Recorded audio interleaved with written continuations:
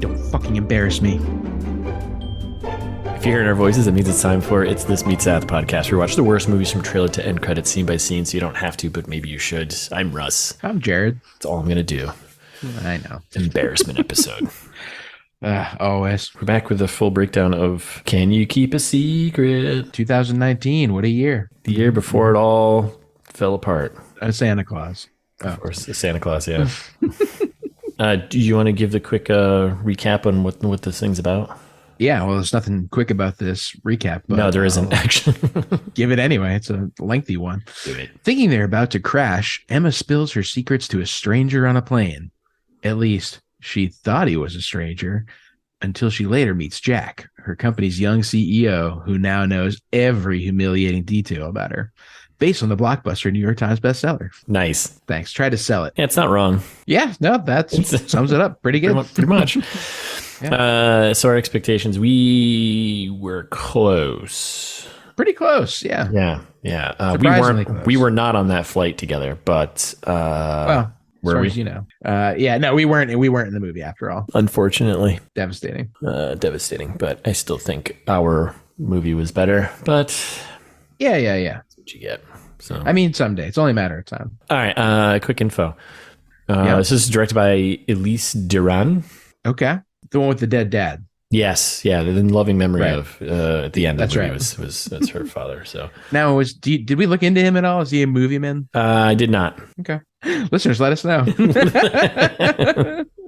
I did not do that. I'm trying to get my brain back into this. Okay. Yeah, no worries. Yeah, so no, I don't know. Just trying a podcast. Yeah. Yes. So she's done mostly TV stuff, TV movies and TV shows, episodes of stuff. So okay. Like what? LA Shrinks, 6 episodes of Canine Intervention. I don't think that counts. Deshaun Jackson Home Team TV series.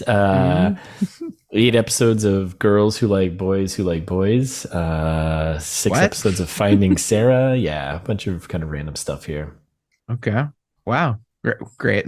Thank you. Hard hitting. All right, so who wrote this thing? So it's based on a book by Sophie Kinsella. Okay. But Peter Hutchings did the screenplay. Peter Hutchings. Okay. Yeah. What's he done? He has done, I'm glad you asked. It's going to be a long one. He looks like a poor man's Paul Rudd. Yeah, poor man's Paul Rudd. He hasn't done too much. He's directed a couple things. So he's only written 2 things, Last Keepers and then this movie. Okay. But he's directed 4 things: The Hating Game, Wow. then Came You, The Outcasts, and Rhymes with a Banana. I mean, that's way more things than I've written or directed. So good on this guy. Yeah, likewise. I think the guy at the end of the movie, the old guy in the plane with the big guy, is eating carrots and the chips. Yeah. I think they might be related. What? Yeah, the plane passenger, Richard Hutchins. Oh. Yeah. And Richard's also like kind of, he's a camera electrical guy, but It's a nepotism game. We all know that. don't we? All right. Don't we? Don't we? Oh boy, this is off to a good start today. This is a nightmare. I'm having a tough time today. It's okay. The listeners won't notice. Okay, so who's in this? We got actors. We got Deer kicks in. yeah. Alexandra Daddario, she plays Emma. We got Tyler.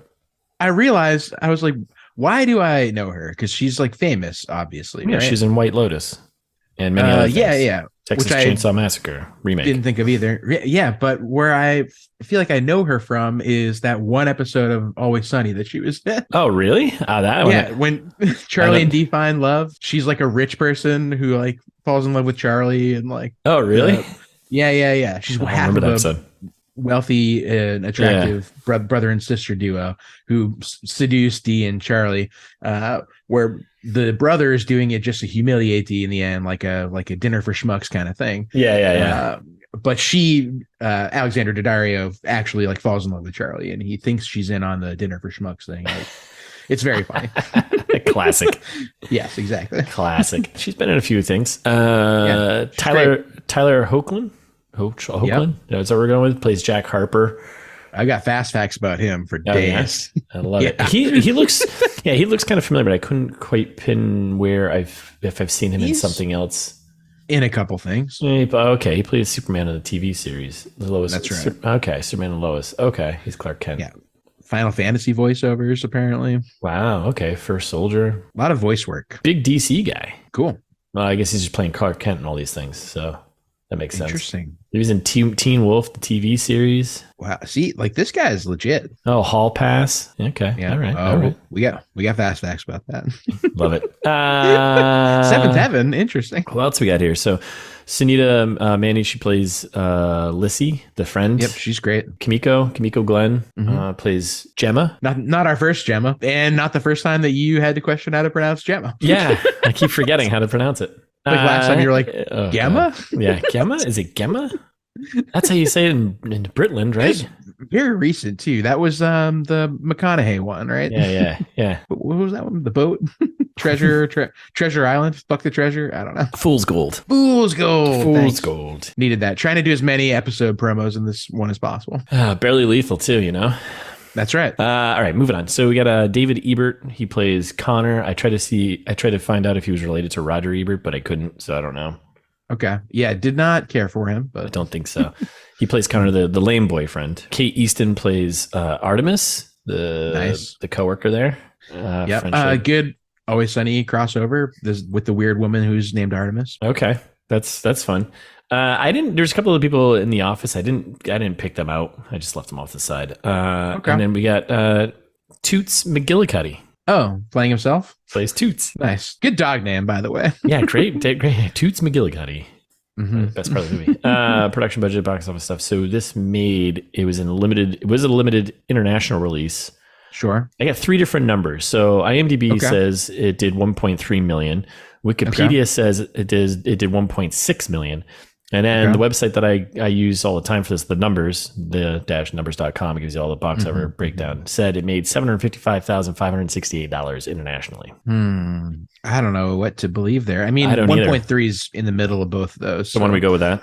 Let's go with that. That's like 350 fanatics. So that's a nice round number. Yeah, that works out. There's no domestic numbers because it didn't go into theaters domestically, and there's no video numbers. And the budget I couldn't find. So well, we'll never know. There you have it. Rotten Tomatoes, it's 30%, right at our line. Right at our line, yeah. And I think it shows. Like, it's definitely not the worst movie we've done. No, definitely not.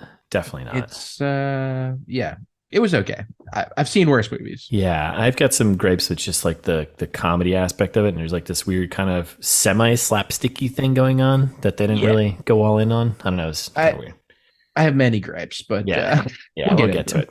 And then it's 36% audience, so one of the rare ones where the audience and the critics are kind of on the same page. I'm not surprised because it's kind of boring. Yeah. The on the bright side, it's only an hour and a half, which love it. True. You can tell a story in an hour and a half. Went pretty quick. I think. That's great. Good stuff. That's exciting. Yeah. Do you want to fast fact me, Daddy? Ugh. That's right. That. We got to change the title of that. If you wake up earlier, then you can do them, and then I'll say it. So then you don't have to feel uncomfortable saying it. You just have to hear it. I don't. It also makes me equally uncomfortable. Perfect. So we're all winners, is what you're saying. Fast fact me, mummy. Okay. Changing it. I'm changing the title.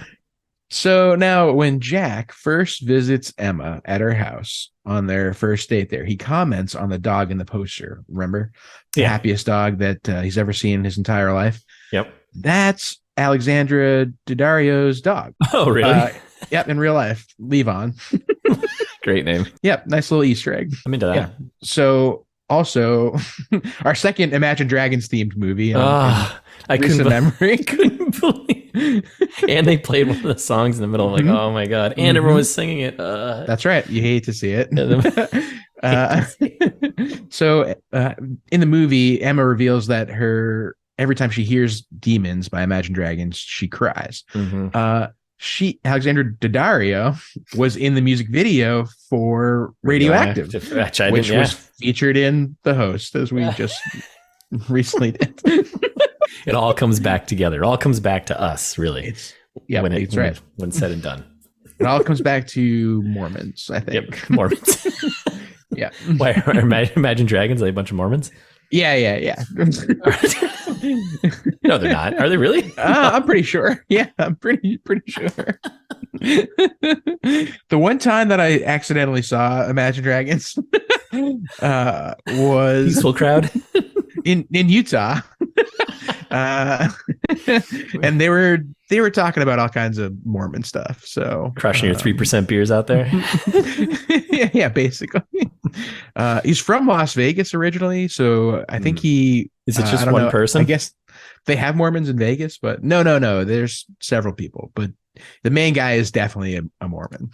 Confirmed. We like to do our on the fly fact checking. Yes. And by we, I mean me at least. Yeah, I don't have time to click around the internet. But yeah, no, Dan Reynolds is a Latter-day Saints kind of guy, for better or worse. Yep. So anyway, that's enough Imagine Dragons talk for now. Yeah, we can't. There'll be more later. So yeah. So Jack reveals at the end of the movie that he keeps a baseball bat under his bed. Tyler Hoechlin played college baseball. God, it almost went pro. I hate you. Okay, now I know what you feel. Okay, all right.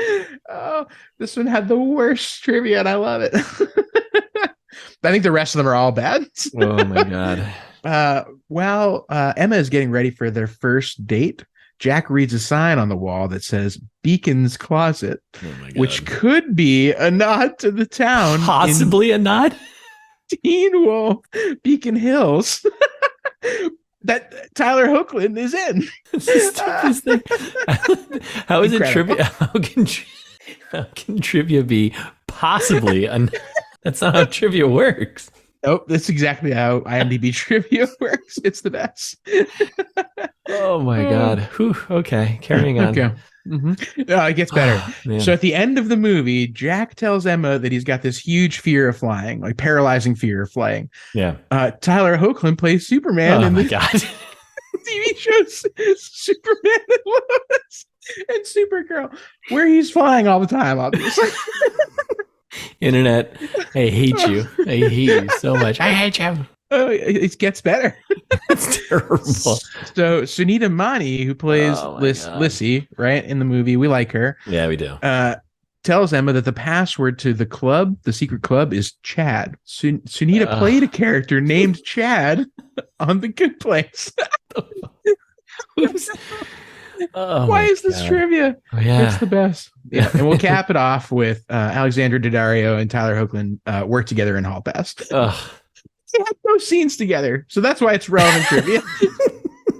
That has to be. They were both worst. in that movie. This is the worst, I think, trivia fast facts we've pulled from IMDb, I think, ever. Like, incredible. They're so bad. The first two were good. Were good. And then it just went downhill from there, like quickly, like terrifyingly fast. Awesome. All right. Well, we survived that. All good fast facts is what we're saying. Yeah. All fast facts are good. Are good. So, yeah. That's right. All right, you want a Hollywood pitch me, motherfucker? Yeah, I need to recover for a second here. Yeah. So, I feel like I've been phoning it in lately. Picked the easy no-brainer here. It's obviously Old meets Ted 2. Obviously, I can see it. Right. As soon as you saw the movie, you were like, "It's Old meets Ted 2," right? Yeah. Yep. So. It's obviously old. I think there's gonna be some rough Hollywood pitches, but what are you talking about? Okay, I'm so confident. So Old features a gross romance. Is that the new one from M. Night Shyamalan? It's the second to last one from. Oh, Night. That's right. He did. Yeah, he did. He goes by Night to his friends. I'm sorry, Night. Yeah, M. Night. Okay. Yeah. 2021. They're on like the beach or something like that, right? Yeah, 2 in a row, 2 quick ones in a row. Because this was I haven't seen this one. I heard it was good though. You haven't seen Old? Oh, it's good. Yeah. I enjoyed it. Okay. Well, we'll get to it. So, right. Because there's crossover here. I'm going to spoil it for you. So. Spoilers for everyone, just so you know. Earplugs. Yeah. Sorry, I know this is a relatively new movie too, but whatever. listen to the podcast with your muffs on. That's right. So they both have a gross romance element in this movie. It's basically her boss. hitting on her and kind of like using her secrets against her to like get in bed with her. I don't know. It felt a little icky the whole time. When you put it that way. Huh. Yeah. Right. Okay. Yeah. And in Old, it's not gross because it's, borderline abusive kind of thing. Okay. It's more that they're children. So they're that's creepy. Well, they're children at the beginning, and then they turn into teenagers and fuck, and it's gross. And then they get old and die. Right. Exactly. Yeah. Okay. Yeah. Well, the spoilies. I'm not going to spoil that part for you.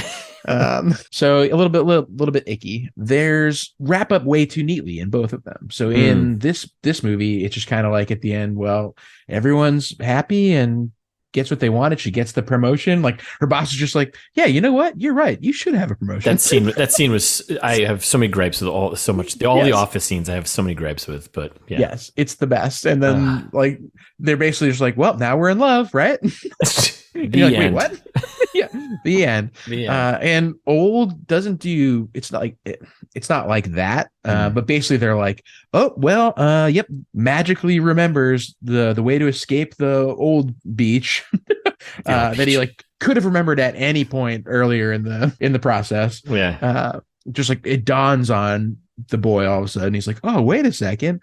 And then when they do wrap it up, it's like they have this like cool reveal that like could be really cool the way they do it. Maybe I won't spoil that part for you. But they just like get rid of it immediately. They're like, oh, check out this cool reveal. And then they're like, well, and they all were arrested and held accountable and like disappeared the rest. So like there's no way to know. Just kind of so then like, they just wait, what? Then you just killed that cool like ending. Yeah. Exactly. Nice. And in it kind of sucked. I guess that's probably the two biggest things from Old. Okay. Now meets Ted 2. This one was like a little bit wishful thinking for me. I think that our movie here, Can You Keep a Secret, is a direct sequel to Ted 2. Okay. All right. Now, if you remember Ted 2, I do a little bit. Yeah. It's a legal drama primarily. Yes. Yep. About personhood for a teddy bear, whether he's a person or property. Right. Yep. Just like this movie features a bunch of lawyers doing weird stuff. Not wrong. Okay. Right. There's a big subplot there. In Ted 2, I also wanted more of the legal part. Like they spend too much time doing like, Marky Mark pranks and whatever else. Yeah. Crap they're doing. I would have loved more Amanda Seyfried, who's the lawyer in that movie. Sam L. Jackson. Samantha L. Jackson. That's right. Yep. Because it's Mark Wahlberg. And so like, of course and Seth MacFarlane, they're very lazy. So I think this is a direct sequel where they just recast Amanda Seyfried because she's, kind of played out at this point. Yeah. That's it. We're done with her. With Sunita Mani because she's not played out. She's in her prime here, peak of her powers. Yeah, absolutely. I kind of want there to be like a weird love story between Gemma, our weird friend, and an inanimate object like a teddy bear, because I feel like she's primed for it. Okay, like they're about to do that storyline. Hold on, let me get this straight. Yep. Go on. The only thing you've connected to Ted 2 is the lawyer aspect of it. That's right. Now you're pitching me that this movie is a direct sequel to Ted 2. That's right. Right. All right. I just want to make sure. I just wanted to recap for the audience. Yeah. Well, that's why I said it's part wishful thinking and part actual connections. Yeah, these are gonna be tough ones. These are gonna be tough. What are you talking about? Mine was great. Oh, and I'm going to tie it to one more unrelated thing. Right before we started recording today, I got served up on my Google News feed an article about Arnie. Arnie's new Arnold. That's right. I watched the trailer. It looks great. Yeah, the new documentary. It's a series, isn't it? Or something? Yeah, it's like a limited documentary series. Yeah, I think it's probably like 3-4 episodes or something like that. Wait, documentary? I don't think it's a documentary. Well, it's about his. Well, it's not. Okay, I guess it's not a documentary, but it's just about his life. He's getting interviewed, right? No. I'm talking about the new thing that he did. That's like basically a sequel to True Lies. You mean that he's because Netflix is Fubar. Yeah. Okay, I thought you meant there's a thing coming out on Netflix called Arnold, and it's like a documentary about his life, and it's like a limited series, like a couple episodes. Well, they must have given him a bucket of money over at Netflix because he's got a Netflix movie coming out called Fubar. That's basically a sequel to True Lies, and so I'm very excited about it. And that's awesome. speaking of unnecessary sequels that nobody wanted, but turned out not bad, which I'm assuming this will be Ted 2. There you go. There's your... Oh, and unnecessary sequels at the end of Ted 2. Remember when he does end up, they do end up adopting children? Ted and they take, first of all, they get remarried again, adopt the last name Clubber Lang. Right. Yeah. And then they name their baby boy Apollo Creed. Which Sylvester Stallone did too many unnecessary sequels, just like Arnie does not. Yes. No. So, lots of crossover here, everyone. That is okay. Yeah. All right. Yeah, I think I did a good job. What do you have? This is a tough act to follow here. I don't know. Yeah, tell me I'm good. Yeah, no, man, you nailed it. Absolutely just nailed it. I'm with you. So I'm going, it's Die Hard 2, Die Harder meets one of my favorite movies, Sneakers. Okay. So the aspects I'm taking from this is Die Hard 2, planes, right? I mean, can you keep a secret? This whole movie is just evolved around planes. Like they meet on a flight, and then the movie ends on a flight. Ends on a flight. That's right. It book ended with a flight. Yeah. Die Hard 2, planes, ends on a plane. Also has planes. Good call. Also has planes, ends on a plane, and a movie about love because John McClane's just trying to save his wife. That's true. So always. Anything else from Die Hard 2? Yeah, you like that? Not that I could think of. But that's all I got. And then meets Sneakers. Now, Sneakers is like a spy kind of espionage kind of thrillers from the 90s. It's an awesome movie. It's funny and it's fun. Okay. That movie is about secrets and people having too many secrets, and then people finding out those secrets and then using those secrets to leverage what they need. Okay. And there's an actual line in the movie called where they say too many secrets. Too many sneakrets? Sneakrets. Yeah. So missed opportunity. And like this movie, our movie, a lot of secrets get unveiled to humiliation and to potentially, I think you might be right, leverage someone to do something that yeah, coercing someone to have relations with you then you're in a position of power. Yeah. So at the very least, one of the questions that I did have, great pitch by the way, it was all right. I've had better. Yeah, I'm just trying to compliment you. Take a compliment. Okay. Yeah, we're closing that out. That was a good let's close that out and then we're moving on now. Yeah. Okay. What were you gonna say? I forgot now. But friend of the pod, Gail Garcia Bernal there is in Old, so you should see it. Oh, that's right. We love that guy. We do. We do love that guy. The best thing about A Little Bit of Heaven. That's what it was. I was about to do the old. What movie was he in that we did? No, I got you today. Yeah. I'm on point with the cross episode promo here. Yeah, I love it. Look at you doing your homework. I promoted like 8 of our episodes so far. I've done nothing. I said Barely Lethal 2 twice. Well, and we'll say Barely Lethal not 2, the first one again. Yeah. When we start this movie in a second. Right. There is no Barely Lethal 2, but people look for Barely Lethal 2. Well, I don't know, listeners. Why don't you Google it and find out? see what we can't confirm or deny that there is no Barely Lethal 2. I think there might be. All right. I don't know. Should we get into breaking this thing down? Might as well. Yeah. That's what we're here for, right? It's the day that ends in Y. Right. So it opens up with all of our production and distributors, production companies. Was it BCDF, Embankment, and 120 Decibel Films? It's a very long intro of logos. Too long. And I've never heard of any of these companies. I know you said they're legit, but yeah, I mean, they've all got websites because, as we know, if you've got a website, you're legit. Yeah, that's a great point. Yeah, I forgot. I know. Come on. God, I'm so stupid. You're so stupid sometimes. That's why I'm here, buddy. That's why I'm here. Yeah, it's okay. Thank you for saving me from myself. No problem. No, 100. So what was the one I looked up? Was it Embankment or something? Embankment, yep. That was the one that's just like a... no. It was 120 because that's the one that is Barely Lethal associated. Okay. Yeah. Well, one of them was just like a straight up like financial dish out loans. Yeah.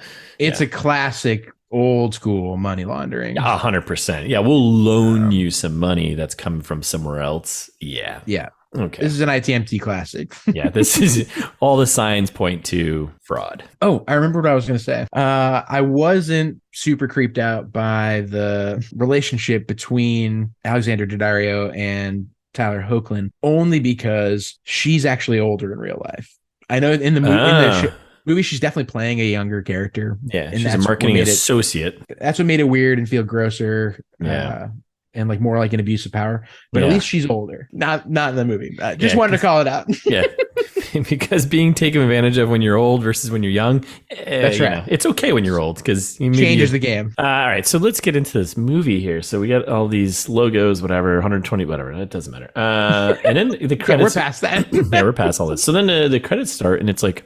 I was like, at first, long. It's so long. I was like, what is this intro? So it's like all cartoony kind of thing, and like just takes a really long time. It's like a cartoon thing of her walking around New York and then going to adopt a dog, and it's really weird and it's super slow. And at first, I was like, this is so strange to do. And then when I did some looking up on Sophie Kinsella, was her name Sophie? Whatever. Sophie. Yeah, Sophie Kinsella. And I looked at all of her books she has, which you called out. She sold what, 45 million? 45 books. Million books. So many books. So listeners, like when Russ's book comes out, do your part in helping to get him to 45 million, please. Yeah. Yes, please. Because if that happens, you're coming with me, baby. That's right. You're coming with me.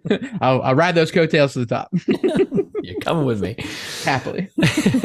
45 million books. But yeah, so when I looked at like all of her book covers, though, it is the same art style as this little cartoon. So I was like, all right, maybe that's a nod for the little Easter egg for the fans, right? Yeah, so. Yeah. It's a traveling pants situation, I think. Yeah, I didn't get it. And I was like, this is stupid. But if I guess I'd read the books and was a fan.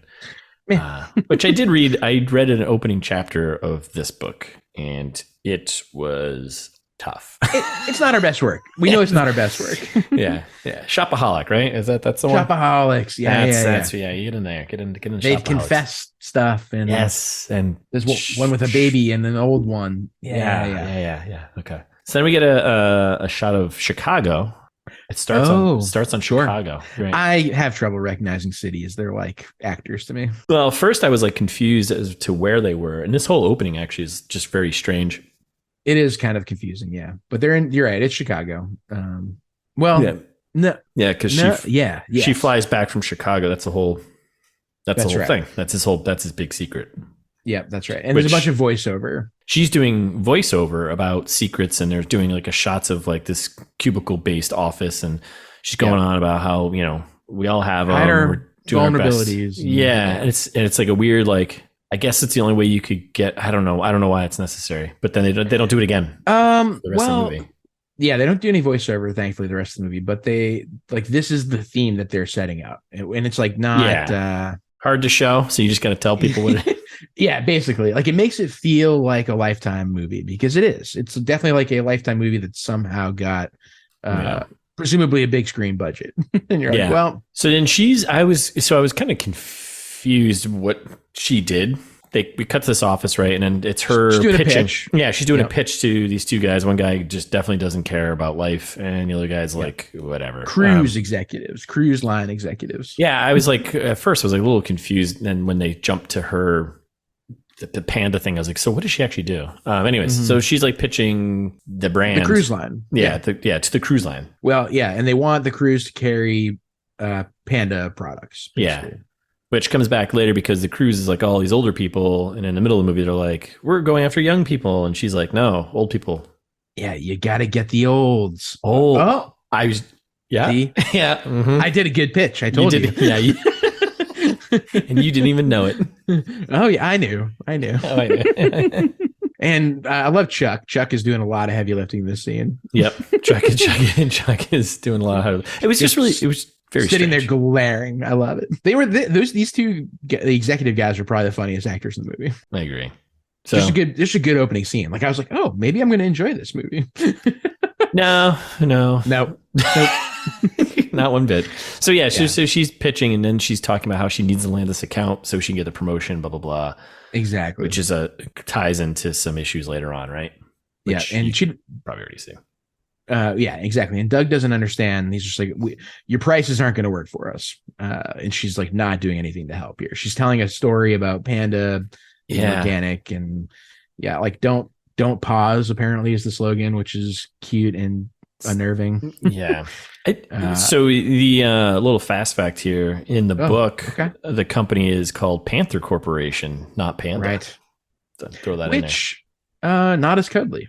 So I get it. Yeah. Pandas are much nicer, right? Yeah. Rename it for the rom-com for sure. This is the part when she spills the soda all over them, or the energy drink. Yeah. Like this kind of sets the tone for like the type of comedy it's gonna be for the rest of the movie, and it's like this awkward. Feels like it's trying to be improv, awkward moments, and it's the entire movie, and it's absolutely annoying. It's not good writing. No, and it's just like I hate these awkward moments. They kind of force them, and it's just like the entire movie is that. And I almost went with like an American Pie or something for my pitch, because I was like, they're trying to do like a raunchy slapstick thing that just doesn't. They don't lean hard enough into it for it to work. Yeah. Like, yeah, the slapstick kind of scratch is weird because it's definitely there, but it's like they don't go all in on it, so it just kind of comes off as just strange. But so she ends up just spraying soda all over the place or whatever it is, the organic health drink, energy drink, right? And then do we just cut to the airport? Yep, where she's getting drunk, right? She's in the lounge and just getting phone call. Yeah, doesn't like flying. She's on the phone with her friend Lissy, right? Yep. Just getting toasted. If a flight attendant who's like just hanging out in the lounge like sees her and just like there's like a weird nod, and then she gets on the plane. The flight attendant's like, "Hey, you're having a tough day," and she's like, "Yeah, why don't you take first class?" Like, yeah, awesome. Like what? That doesn't happen. That's not how that works. I feel like I've seen things like that happen in my day. Yeah. If you get a flight that nobody's on for some reason, this is before all the airlines started cutting all their flights. This is 2018, 2019, right? Right. So that's true. Yeah. Before the pandemic, when flights were empty half the time, and you're like, oh, great. Like, why don't we just upgrade this person who's having a rough day? Yeah. Okay. Well, so she gets the upgrade to first class, and then we get our Jack there. So they're hinting at it. Like, do you see outside? Like the storm is brewing. Like it's getting pretty thunder and lightning out. Yeah. It's a whole thing. So anyway, she gets more champagne on the plane because first class, you get beverages there comped. Guy sits down. It's exactly from the trailer. Yep. Through the whole Cheers bit, he's on the phone. It's annoying. Plane takes off. She puts her feet up because she's uncouth and you can't be doing that in first class. Like, come on. Unacceptable. You don't put your feet up in first class. Put your feet down. Yeah. And this is when we first see Jack's charismatic side, because he's like the flight attendant's kind of flirting with him, and it's a whole thing. Mm-hmm. So then this is when the turbulence starts, like immediately. They don't waste any time, which I appreciate. Yeah, no, they got up there and just get right into it. So yeah. And then it's again basically the whole trailer is just like she starts blurting out secrets that aren't really secrets, that don't really matter. Too many secrets, right? Yeah. Including she just messed up her first big meeting. She's not going to get the promotion. The demons thing with Imagine Dragons. Mm-hmm. Boyfriend's obsessed with jazz and she hates it, etc. The weird tongue thing. And it cuts between like her telling the secret and cuts to like that thing happening. Like they kind of do like a Exactly. And she wants this huge, amazing romance, and she doesn't think she's ever been in love, and blah blah. Who cares? And then it's revealed that they landed, and she didn't realize that she had just been talking for an hour, and then they part ways. Yeah, call it a day. Yep, call it a day. Just another stranger in first class, right? Yep. And then she gets to pick up from Connor, who drives this. You're alive. Oh, Connor's not a bad dude. I think he gets a bad rap in this movie. I think he does too. One thing we did call was that we thought the secondary characters were gonna be like the funnier part of the movie. Yes, which I would give that to Connor. I thought he was pretty funny. I thought the coworker, I don't remember his name. I thought Casey. he was pretty funny. And definitely all the secondary characters. Yeah, more interesting. 100%. Yeah, exactly. So basically, Connor's like, you texted me and said we're in a death spiral. We're not going to make it. I Luffy you. And she's like, yep. And he's like, so I want to take it to the next level. Let's move in together. And she's like, okay. And then starts crying. And he's like, well, get in the car. Meanwhile, Jack's watching from the side, like a creep. Interesting. Like a creep. Like he's a total predator the whole time. Yeah. Yeah. I think she works at my company. Yeah. I'll look in the systems and find out everything I can about it. Enhance. He's that kind of guy. Yeah, he definitely is. And then we're in an apartment, right? We get a quick shot of the old New York City. Jazz transition. I like it. Yeah. And Connor's being kind of a weirdo. Gets up to go get coffee. He's got no pants on. It's all stuff from the trailer, right? And this is where I like Connor because he zooms in on him laying in bed watching her sleep. And he's like, I want to die in each other's arms. You're like, wait, what? Yeah, he's making espresso for them. It's very nice. He got tickets for some jazz quartet that's coming to town. Sounds great. It sounds awesome. Yeah. He does say he's going to be pissed if she spills coffee in the bed, but then he kind of laughs it off. So he seems pretty cool. Kind of, sort of. Yeah, I'm on board with Connor. Other than the no pants thing, it's kind of jarring. But yeah, no, it'll be the second time we see Connor's ass. That's right. All right, and we meet one of the coworkers she's friends with. Right, they're walking in New York. A little walk and talk. Yep. Casey. This is Casey. Yeah, he's pretty funny. But again, it's all just. I mean, this is fine. It's just a quick shot to introduce him, I guess. Yeah. Well, and talking about how like dating is hard. Yeah. Okay. We all know. Such a rom-com. Yeah. And then we do get a nice little panda ad that we see also on the side of the thing. Yes. Like, oh, wow. That's a big company. Like, yep. Yeah. They got a budget. And then we're in the panda office, right? And they're cleaning up. Just a quick shot from the trailer too, moving furniture around. Jack Harper's visiting? Oh, who? Yeah. Now I'm confused. Like, could you be at a company and not know what your co-founder looks like? Would you do that homework? Would you know? Like, every company I've worked for, know what they look like. I mean, yeah, sure. I've known. You definitely know the name. Like, she's like, "Who's Jack Harper? What are you talking about?" And you're like, "Yeah, like, all right. You know who the CEO of the company is, or whatever." You wonder why you didn't get the promotion. Yeah, exactly. Details. Well, yeah, and that's one of my main gripes from later is like she seems like she's doing a bad job most of the time. At her job. She has one good idea that like she didn't execute. It was just her idea. Like she was like, "Oh, can we run an ad in a magazine for old people?" And you're like, that's it. And they're like, you know what? That is promotion worthy. You're like, all you've done is fuck up everything else and take coffee breaks and like sleep with the boss. Like, yeah, no wonder we're all like I get so. I mean, we're not there yet. I'm jumping way ahead, but like that whole promotion scene, like we talked about, is infuriating. Yeah, we'll get there. We'll get there. Sorry. That's right. So they're cleaning up. It makes me mad already. She's a bad worker. All of the office stuff is just so cringy and like painful. Like this is not. She's a horrible employee. This is not how. This isn't real. It's a movie. So she doesn't know what the co-founder looks like. Doesn't even know who he is, pretty much. And they're like, Jack Harper. Jack Harper's coming up. Jackie Harper. Jackie Harper. Now playing third base, Jack Harper. Her boss. He's a baseball player. You're right. That's right.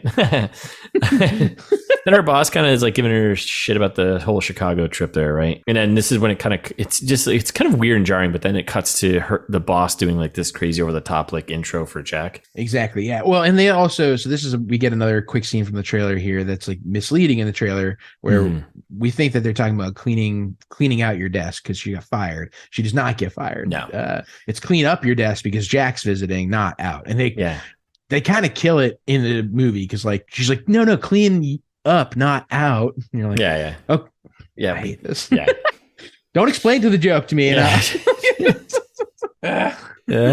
So then Jack shows up, right? Yep. Artemis is great. We get an intro to Artemis quick. She's like the weird coworker that pretends to be French. She's from Pittsburgh, but she got the promotion. I think that Emma was looking for, right? Probably. Probably most likely because I think Artemis probably does her job. It seems like it, yeah. So then, Jack shows up, right, and they recognize each other. Yep, they recognize each other, and he kind of gives her a little bit of a hard time. Oh, yep, okay, right. Yeah. Then they talk about how like this guy influenced and inspired an entire generation of marketers. I'm like, wait, what? What's happening? I don't know. What? I thought the company was a food. Yeah, it's organic drinks, like energy drinks. Yeah, like why does this guy only pay attention to the marketing department? Like why isn't he like at like a production facility or something? Or all of the departments, right? Yeah, working with the product team or I don't know. This seems asinine. Yeah, the connection's just not really there, but yeah. And so basically she's like bragging about the boss, Sybil, bragging about giving junior staff responsibility, like our Emma here. And then they do like they do this several times, but allude back to the secrets that she told him on the plane, secrets in air quotes. Yeah. Like he's like, oh, how's the coffee? And then it's like, the coffee here is poison. Yeah, it cuts to her. And she's like, super yummy. Yeah. Yeah. He's like, good, glad to hear it. They do that a few times, right? Where they'll do the thing and then they'll cut to her actually telling the secret on the plane. Stupid. Yeah. And basically he's like, well, I'm looking forward to getting to know something better. And then we move on, more or less. Yeah. This stuff with Artemis, but it's dumb. 2%. And then I did love the little 2% thrown in there. Yeah, I guess that was kind of funny, but she's French, 2%. 2%. So then we're in Jack's office. Emma does a little pop in, and then it continues this awkward moment humor. And basically Jack is just like, I don't want you to mention I was in Chicago. And she's like, basically our secrets don't share each other's secrets. So like the things that I laughed at are not things that I think were supposed to be like the star jokes, but they were like when she's talking about penalized and he's like, no, it's penalized. Yeah. It's not a penalty. Right. Exactly. Yeah. I thought it was pretty funny, but otherwise it's very annoying. This whole conversation is like, it's just not funny. No. And I hate this, like this awkward thing that they keep doing. So from the trailer, exactly from the trailer. Yeah, it's all right. It's all from the trailer. I don't know. Is there anything else? I was going to move on to the apartment. No, I was too. Basically, she ends that scene. And she's like, no one has any goddamn idea on this planet what love is, and that's a fact. And he's like, nope. What? And then smiles like, oh, that's our girl I just met a minute ago on the plane. Yeah. So then we're back at home. Yeah, we're at the apartment, right? We meet Lissy finally in person. Who I think she interchangeably called Lizzie and Lissy. I don't know. Like, was it? I feel like they call her Lizzie at the beginning and then they switch to Lissy halfway through. But maybe I'm bad at hearing. Lizzie. Yeah, I don't know, but it's spelled Lissy on. Right. Exactly. So yeah, whatever. So they have an awkward moment because that's what this whole movie does, where Omar, a coworker, they kind of come out a little hot and steamy, and they're, looks like they just were doing it. Oh yeah. And she's like, no, he's just a coworker. And it's like reviewing case notes. Yeah, we're lawyers. It's supposed to be like I don't know. The setup and payoff for this joke is not it's not there. Not there. So, and then we meet our other friend, Gemma. Right? Which you can't live in a house with a Gemma and an Emma. You can't do. You can't do that. That's like a roommate code or something. Yeah, you can't. You can't be doing that. That's not right. Frustrating. And as a movie writer, don't write that. Yeah. Like change the name. Make that character named anything. Katie. I don't know. Like literally whatever you want. Yeah. Just not Gemma. They're like, well, there's another character too. What's the other one? Emma? Gemma. Just, throw a G in the front. Yeah. We'll write a couple jokes for her. She'll barely be in it. I was confused because I thought Emma and Lissy were roommates and that was it. I think they're all three roommates. Okay. Because my understanding. Yeah. She's everywhere all the time. Yeah. So she's like the wild one of the group, right? She's always wearing crazy outfits, and then I like how it kind of escalates. Like everything she's going to is like very inappropriate what she's wearing. Yeah. I appreciate that. Has a couple times. So they're crushing some rosé, right? Mm-hmm. Gemma then leaves.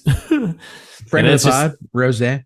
Rosé, yep, friend of the pod, Rosé. Yeah. And then it's just like stuff from the trailer, right? And it's Emma just talking about what they talked about on the plane, blah, blah. And Gemma's going to a bris.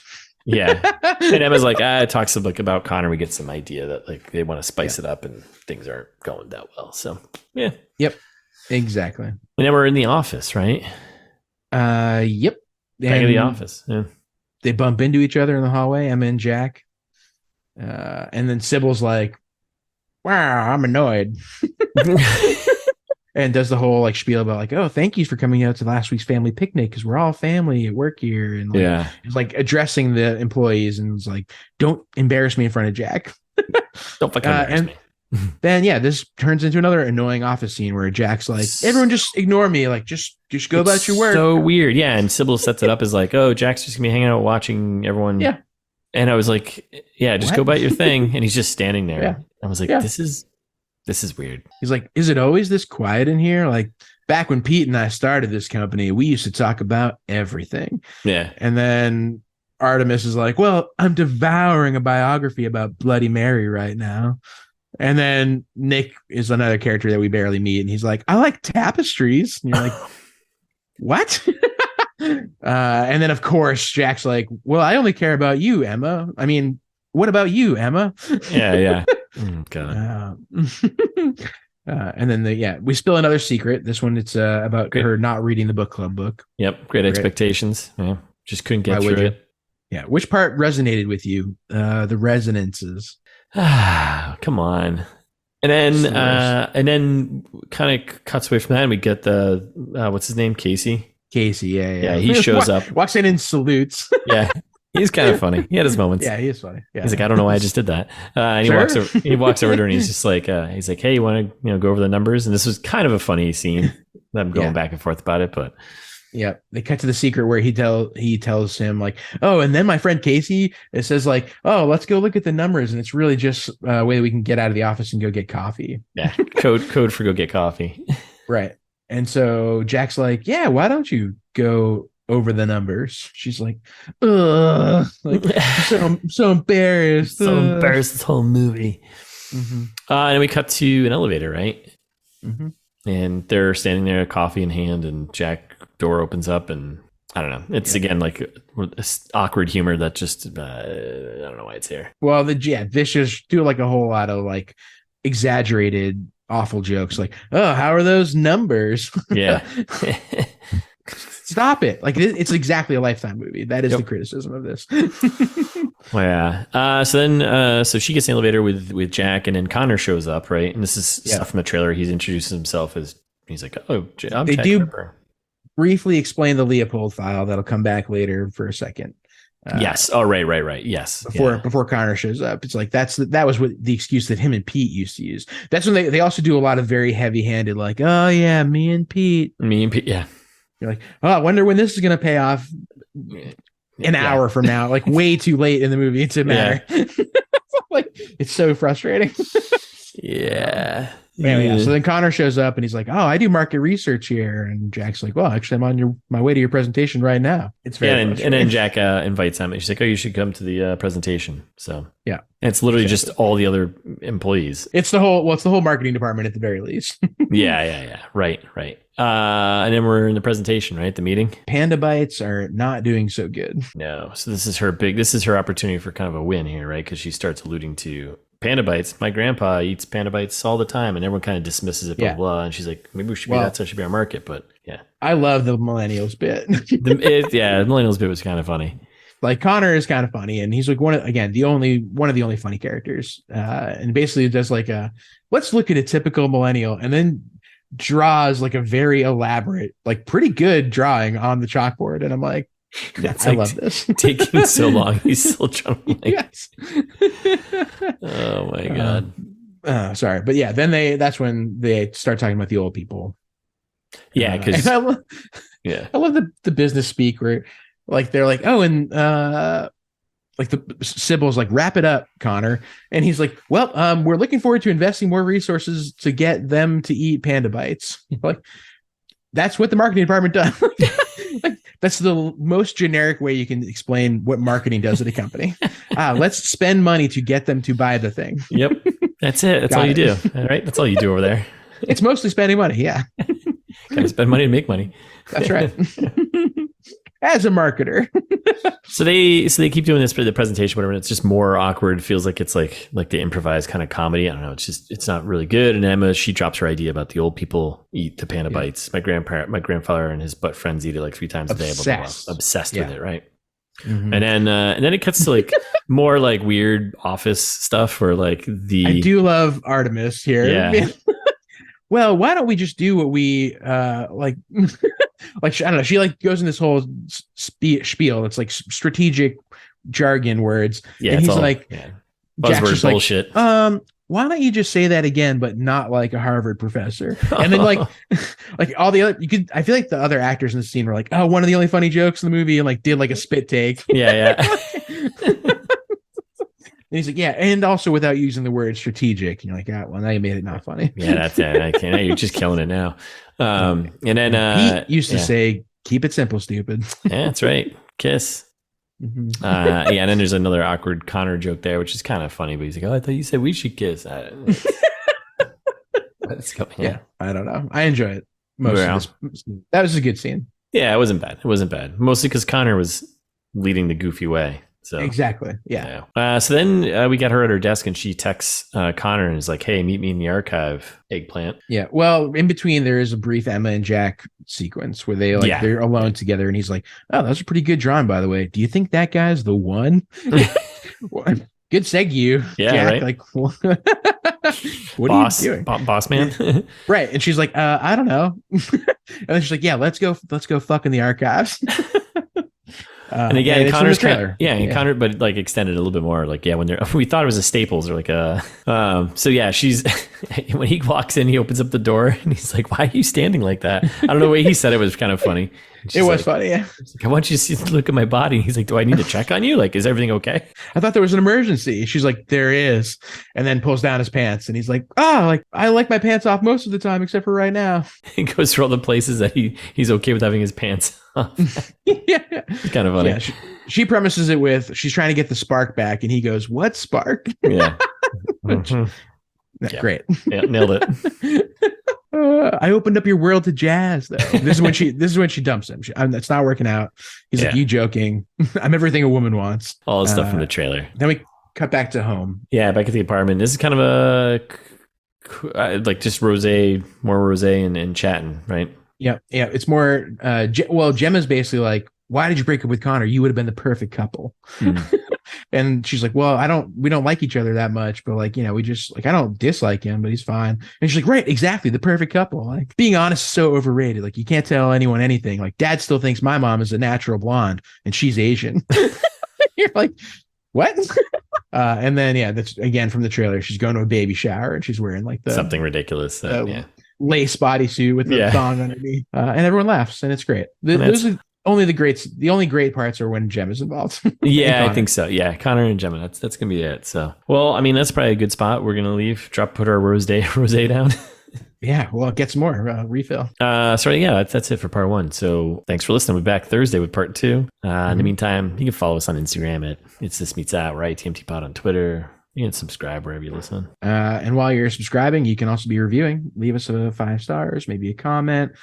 Just tell a friend if you are feeling like spreading the word in real life. We appreciate the internet ones more because they are there forever. But, word of mouth is fleeting. But also do that. Or you can send us an email. Speaking of things that are fleeting, write a long letter, send it to us an email. We'll delete it after we read it. But we'll read it in trailer trash for everyone else to... for forever. That's gonna be forever, right? And we respect your privacy. We'll delete the email after we read it. That's right. And we won't respect your privacy by reading at least your first name on the air. So that's true. Okay. Yeah. It's all in our privacy policy. Yeah, right. That's right. You agreed. You agreed when you download the episode, which you should do more of. If you're not downloading the episodes, can you please do that? Because it helps us a lot. It helps our numbers. Do an auto download. That's great. And speaking of episodes, go to the website where you can find all the old episodes. At this point, it's like 200, who knows? So many. Countless hours of Jared and Russ getting into hijinks as always. So, shenanigans. It's thismeetsthat.com. Check it out.